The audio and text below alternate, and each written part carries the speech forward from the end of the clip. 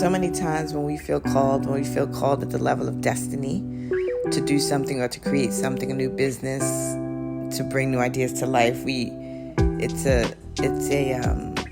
can feel lonely. You first have to stand alone. We first have to stand alone, and we're standing alone, sort of naked, no one surrounding us, no one supporting us yet.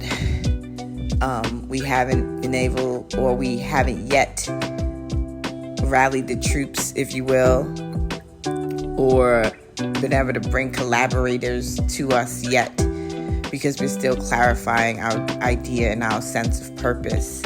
So you stand alone. You stand alone right there in the middle of nowhere with just all of these things inside of you waiting to come out.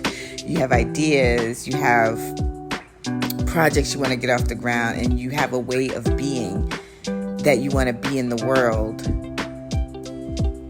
And you don't even know sometimes where to put all of that, where to put it all. There's nothing surrounding you yet. There's nothing concrete. You might not have a business formed. You might not have even put your ideas to paper, but you feel a calling. It's like calling at the level of destiny is the only way that I could describe it. And you don't even know what it is quite yet. And it unfolds as you take the first step and the next step and the next step. And it is lonely at first, and it's hard to sometimes, especially if that feeling that you have gifts to share with the world and that you're here to be in service of humanity, even though you may not be in a religious sector, or you may not be someone like Oprah Winfrey whose business or whose work is actually, clearly doing that, right?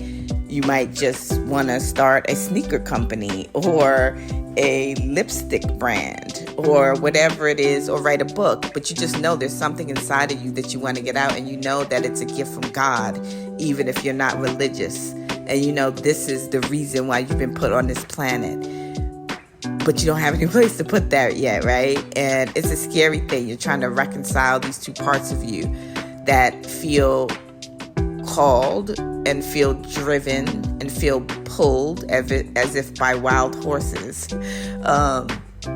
towards something, and you don't even know what that something is sometimes. It's scary. It's a scary thing.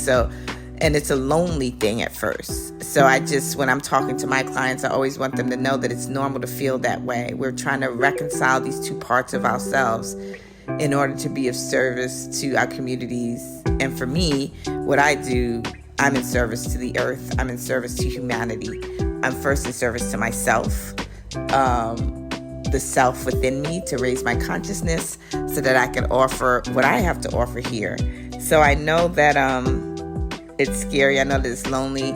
I know that it's hard to take the first step, but I promise when you take that first step, the next step is revealed, and the next step is revealed, and the next step is revealed. It is only through taking the step that you start to see the vision. Or I should say that the vision becomes clearer and clearer. Sometimes we have the whole picture right in front of us, and we know, way down there, I see the clear picture, and I just have to get from here to there, point A to point Z. But we don't go from point A to point Z. We have to first go from point A to point B. And that's the work that I do. People just want to take this quantum leap, and they feel like their dreams can't be manifest, and their business just can't be manifest, and their personal brands, their personal promise, who they are, and what they are in service of. They feel like it's impossible, but it's because they cannot see that it's A to B, not A to Z, where you start.